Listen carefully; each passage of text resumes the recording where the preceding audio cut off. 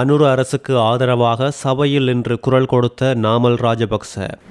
Rebuilding Sri Lanka நிதி எங்கே போனது? ஹர்ஷ டி சில்வா பரபரப்பு கருத்து.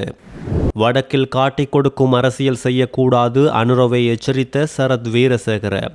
போலீசாருக்கு லஞ்சம் கொடுக்க நின்றவர் அதிரடி கைது. சட்டவிரோதமாக சொத்து குவிப்பு, இந்த வருடம் மட்டும் 65 பேருக்கு எதிராக நடவடிக்கை. போலீசாருக்கே தண்ணி காட்டிய பேஸ்புக் யுவதி அதிர வைத்த பின்னணி.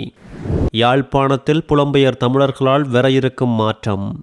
புதிய கல்விக் கொள்கைக்கு எதிராக நாங்கள் எதிர்ப்பு தெரிவிக்கவில்லை என்று ஸ்ரீலங்கா பொதுஜன பெரமுனவின் நாடாளுமன்ற உறுப்பினர் நாமல் ராஜபக்ச தெரிவித்துள்ளார். நாடாளுமன்றத்தில் உரையாற்றிய போதே இதனை தெரிவித்துள்ளார். திருகோணமலை புத்தர் சிலை விவகாரம் பற்றி பேசப்படுகின்றது. புத்தர் சிலையை பாதுகாப்பதற்காக புத்தர் சிலை அகற்றப்பட்டதாக பொதுமக்கள் பாதுகாப்பு அமைச்சர் நாடாளுமன்றத்தில் தெரிவித்தார். ஆனால் 2ஆம் நாளன்று புத்தர் சிலையை காவல்துறை மரியாதையோடு அதே இடத்தில் பிரதிஷ்டை செய்தார்கள். புத்தர் சிலை விவகாரத்தில் தேரர்கள் இன்னும் சிறையில் உள்ளார்கள். ஆனால் பொறுப்பு கூற வேண்டிய தரப்பினர்கள் கைது செய்யப்படவில்லை. நாங்கள் விடுதலை புலிகள் அமைப்புக்கு எதிராக போராடினோமே தவிர தமிழர்களுக்கு எதிராக போராடவில்லை என்றும் தெரிவித்துள்ளார். தமிழ் மக்களுக்கு கதிர்காமத்துக்கு செல்வதற்கு முழுமையாக சுதந்திரம் உள்ளது. ஜனாதிபதி வடக்குக்கு சென்று இனவாதத்தை தூண்டிவிடக் கூடாது. அரசாங்கம் தமக்கு ஏற்றால் போல் சட்டத்தை பயன்படுத்திக் கொள்கின்றது. புதிய கல்விக் கொள்கைக்கு எதிராக நாங்கள் எதிர்ப்பு தெரிவிக்கவில்லை, போராட்டத்திலும் ஈடுபடவில்லை. தவறுகளை திருத்திக் கொண்டு சிறந்த முறையில் புதிய கல்விக் கொள்கையை அமுல்படுத்துமாறு குறிப்பிட்டோம் எனவும் தெரிவித்துள்ளார். ஆளும் கட்சியில் படித்தவர்கள் உள்ளதாக தெரிவிக்கப்பட்டுள்ளது. ஆகவே கல்விக் கொள்கையை சிறந்த முறையில் தயாரியுங்கள் என்றும் தெரிவித்துள்ளார். டித்வா சூறாவளியின் பின்னர் ஏற்படுத்தப்பட்ட ரீபில்டிங் ஸ்ரீலங்கா நிதி என்ற ஒன்று இன்று இல்லை என ஹர்ஷ டி சில்வா நாடாளுமன்றத்தில் தெரிவித்துள்ள கருத்து பரபரப்பை ஏற்படுத்தியுள்ளது. இலங்கையில் ரீபில்டிங் ஸ்ரீலங்கா நிதி ஒன்று இருக்கின்றதா இல்லையா என்பதை அரசாங்கத்தின் 159 நாடாளுமன்ற உறுப்பினர்களால் இப்பொழுது சொல்ல முடியுமா என்று கேள்வி எழுப்பியுள்ளார். நிதிக்குழுவின் தலைவராக நான் இதனை கூறுகிறேன். தயவு செய்து இதை நிறுவுங்கள். தன்னிச்சையாக ஒரு நிதியை உருவாக்க முடியாது. அது நாட்டின் சட்டத்திட்டங்களின் பிரகாரம் இருக்க வேண்டும். டித்வா சூறாவளியால் பாதிக்கப்பட்ட இலங்கையை மீள கட்டியெழுப்புவதற்காகவே இந்த நிதி அமைக்கப்பட்டது. ஜனாதிபதி செயலகத்தின் கீழ் இந்த நிதி இருக்கின்றதா இல்லையா என்று சொல்லுங்கள். இங்கே எந்த அமைச்சரும் இல்லை, துணை அமைச்சரும் இல்லை. அத்தகைய நிதி இல்லை என்று நான் கூறுகிறேன். முடியும் என்றால் அந்த நிதி இருப்பதை காட்டுமாறு நான் உங்களுக்கு சவால் விடுக்கின்றேன். நான் ஒரு தனிநபர். கடந்த கால தவறுகளை பற்றி நிறைய பேச வேண்டும். ஆனால் எதிர்காலத்தில் இந்த தவறு நடக்க விட வேண்டாம். நாட்டின் சட்டங்களின்படி ஒரு சட்டப்பூர்வ நிதியாக இது இருக்க வேண்டும் என்றும் தெரிவித்துள்ளார். சிங்கள பௌத்த வாக்குகளால் பதவிக்கு வந்துவிட்டு வடக்குக்கு சென்றவுடன் அவர்களை காட்டிக் கொடுக்கும் விதத்தில் ஜனாதிபதி அனுரகுமார திசாநாயக்க செயற்படக்கூடாது என்று ஸ்ரீலங்கா பொதுஜன பெரமுனவின் கட்சியின் சிரேஷ்ட உறுப்பினரான முன்னாள் அமைச்சர் சரத் வீரசேகர எச்சரித்துள்ளார். ஜனாதிபதி தேர்தலில் வடக்கில் 5 மாவட்டங்களிலும் ஜனாதிபதி அனுரகுமார திசாநாயக்க தோல்வியை சந்தித்தார். நாடு முழுவதும் 42% வாக்குகளே அவருக்கு கிடைக்கப்பட்டது. அதில் பெரும்பாலானவை சிங்கள பௌத்த வாக்குகளாகும். அனுர சிங்கள பௌத்த வாக்குகளில் பதவிக்கு வந்துவிட்டு வடக்குக்கு சென்று சிங்கள பௌத்த மக்களை காட்டிக் கொடுக்கும் செயலில் இறங்குவது நல்லதுக்கு இல்லை என்றும், திஸ்ஸ விகாரை என்பது புராதன விகாரை என்பது ஏற்றுக்கொள்ளப்பட்டுள்ளதோடு இதற்குரிய காணி உரித்தும் உள்ளது. ஜனாதிபதியின் அறிவிப்பானது ஸ்ரீதரன், கஜேந்திரகுமார் போன்ற தரப்புக்கு மேலும் உந்து சக்தியாக அமையும் என்றும் தெரிவித்துள்ளார்.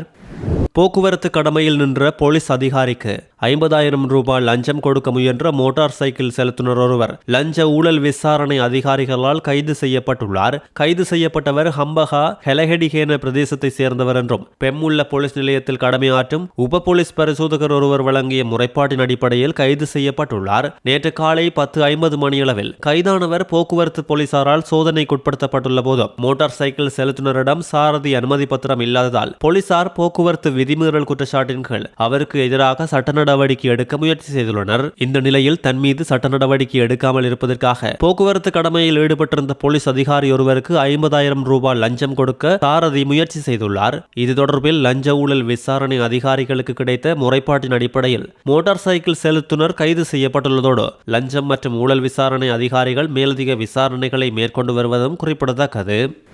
இந்த வருடத்தில் இதுவரையான காலப்பகுதியில் மாத்திரம் முறைகேடான விதத்தில் சொத்துக்களை குவித்த 65 சந்தேக நபர்களுக்கு எதிராக சட்ட நடவடிக்கை எடுக்கப்பட்டுள்ளதாக உதவி போலீஸ் அத்தியட்சகரும் போலீஸ் ஊடக பேச்சாளருமான FU வூட்லர் தெரிவித்துள்ளார். போதைப்பொருள் வர்த்தகம், மோசடி உள்ளிட்ட குற்றச்செயல்களின் மூலம் முறையற்ற விதத்தில் குவிக்கப்படும் சொத்துக்கள் தொடர்பாக போலீசார் விசாரணைகளை வேகப்படுத்தியுள்ளனர். போலீசார் பண சுத்திகரிப்பு தடுப்பு சட்டத்துக்கு அமைய விசாரணைகளை முன்னெடுத்து வரும் நிலையில் இந்த வருடம் இதுவரையான காலப்பகுதியில் மாத்திரம் 65 சந்தேக நபர்களுக்கு எதிராக தொடர்பாக நடவடிக்கை எடுக்கப்பட்டுள்ளது. 2024 மற்றும் 2025 ஆகிய 2 வருடங்களிலும் அவ்வாறு சட்டவிரோதமாக ஈட்டப்பட்ட 354 பவுண்ட் தங்கம், 77 வாகனங்கள், 30 வீடுகள், 1197 பர்ச்சேஸ் காணி மற்றும் 3539 லட்சம் ரூபாய் ரொக்கப்பணம் என்பன அரசுடைமையாக்கப்பட்டுள்ளதும் குறிப்பிடத்தக்கது. கண்டியை அண்மித்த பகுதிகளில் போதைப்பொருள் விநியோகத்தில் ஈடுபட்டு வந்ததாக கூறப்படும் யுவதி ஒருவரை கண்டி போலீசின் ஊழல் ஒழிப்பு பிரிவினர் நேற்று கைது செய்துள்ளதோடு, கைது செய்யப்பட்ட யுவதி போலி பெயரில் முகநூல் கணக்கொன்றை நடத்தி வந்துள்ளதும் தெரிய வந்துள்ளது. குறித்த போலி முகப்புத்தகத்தில் போதைப்பொருள் பயன்பாட்டையும் வியாபாரத்தையும் மிக கடுமையாக விமர்சித்து பதிவுகளை இட்டு வந்துள்ளார். போதைப்பொருள் வியாபாரிகள் குறித்த தகவல்களை தருவதாக கூறி போலீசாரின் நம்பிக்கையை வென்று அந்த மறைவிலேயே தனது போதைப்பொருள் வியாபாரத்தை சூட்சுமமான முறையில் முன்னெடுத்து வந்துள்ளதாக விசாரணைகளில் தெரிய வந்துள்ளதோடு, கைது செய்யப்பட்ட போது அவரிடமிருந்து 17 கிராம் ஹெரோயின் கைப்பற்றப்பட்டுள்ளது. கண்டி நகரில் உள்ள விடுதியொன்றினை சோதனையிட்ட போதே குறித்த யுவதியுடன் தொடர்புடைய மேலும் ஒரு தம்பதியினரும் 2 கிராம் ஹெரோயினோடு கைது செய்யப்பட்டுள்ளனர். குறித்த யுவதி நடத்தி வந்த போலி முகநூல் கணக்கில் பல காவல்துறை மற்றும் இராணுவ அதிகாரிகள் நண்பர்களாக இருந்துள்ளனர். அத்தோடு உடற்பிடிப்பு நிலையம் ஒன்றை நடத்தி வரும் இவர் ரத்மலானி பகுதியைச் சேர்ந்த சைமா என்பவருடைய போதைப்பொருள் வலையமைப்பின் கண்டி முகவராக செயற்பட்டு வந்துள்ளமையும் விசாரணைகளில் தெரிய வந்துள்ளது.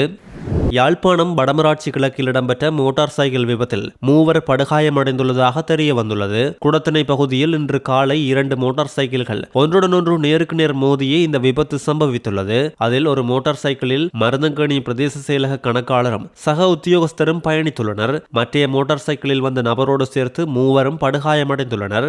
இந்த நிலையில் விபத்தில் மீட்கப்பட்டு பருத்தித்துறை ஆதார வைத்தியசாலையில் சிகிச்சைக்காக அனுமதிக்கப்பட்டுள்ளனர். மேலும் விபத்து தொடர்பாக போலீசார் மேலதிக விசாரணைகளை முன்னெடுத்து வருகின்றனர். பிரித்தானியாவில் உள்ள புலம்பெயர் தமிழர்கள் யாழ்ப்பாணத்தில் முதலீடுகளை மேற்கொள்வார்கள் என பிரித்தானிய உயர்ஸ்தானிகர் ஆண்ட்ரூ பட்டிக் நம்பிக்கை வெளியிட்டுள்ளார். யாழ் மாவட்ட அரசாங்க அதிபர் மருதலிங்கம் பிரதீபனை இன்று சந்தித்து கலந்துரையாடிய நேரம் இந்த நம்பிக்கையை வெளியிட்டுள்ளதோடு, மாவட்டத்தின் தற்போதைய சமூக பொருளாதார முன்னேற்ற நிலைமைகள், காங்கேசன்துறை முதலீட்டு வலயம், முதலீட்டு வாய்ப்புகள் போன்ற விடயங்கள் தொடர்பில் இதன்போது கலந்துரையாடப்பட்டுள்ளதும் குறிப்பிடத்தக்கது.